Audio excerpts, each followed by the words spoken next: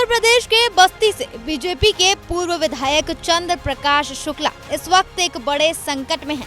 उन पर ताबड़तोड़ धोखाधड़ी के मुकदमे दर्ज हो रहे हैं, जिनकी वजह से अब उन्होंने खुद को और अपने परिवार को निर्दोष बताते हुए मुख्यमंत्री योगी आदित्यनाथ से न्याय की गुहार लगाई है।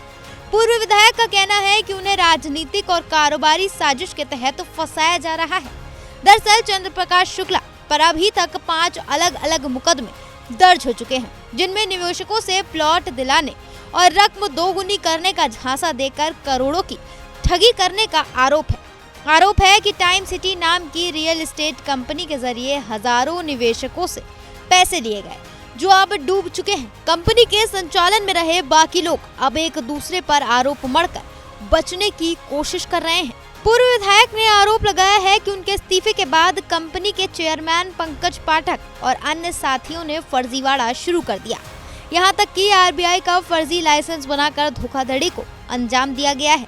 मैं विधायक बन गया और चूंकि 75% शेयर उन लोगों के थे, वो लोग कहीं न कहीं ज्यादा दबाव बनाते थे और मैं उस दबाव में आना नहीं चाहता था। इसलिए मैंने अपने आप को जनता को समर्पित करके कि हम अब राजनीति में ही रहेंगे और जनता के बीच में रहेंगे, इसलिए हमने अपने आप को अलग कर लिया और 17 के बाद से मेरा इस संस्था से कोई लेना देना नहीं रहा।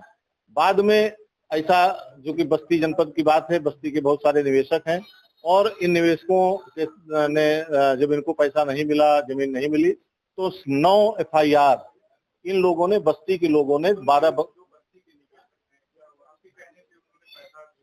नहीं कोई किसी, मैं एक ऑनरेरी डायरेक्टर था और मेरा बिजनेस डेवलपमेंट से कोई लेना देना नहीं था। Business development head Pankaj Kumar Pathak और संतोष कुमार सिंह थे।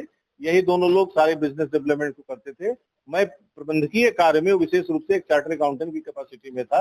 आप समझ सकते हैं कि मैं अवैतनिक था, मैंने कोई 1 रुपए का कोई सैलरी नहीं लिया है। अब देखना ये होगा कि क्या जांच एजेंसियां और सरकार उनकी बातों पर गौर कर निष्पक्ष कार्रवाई करेगी या फिर इन मामलों की परतें और गहराई जाएंगी। फिलहाल उन्होंने मुख्यमंत्री योगी आदित्यनाथ से न्याय की गुहार लगाई है और भरोसा जताया है कि सच सामने आकर उन्हें और उनके परिवार को राहत जरूर मिलेगी।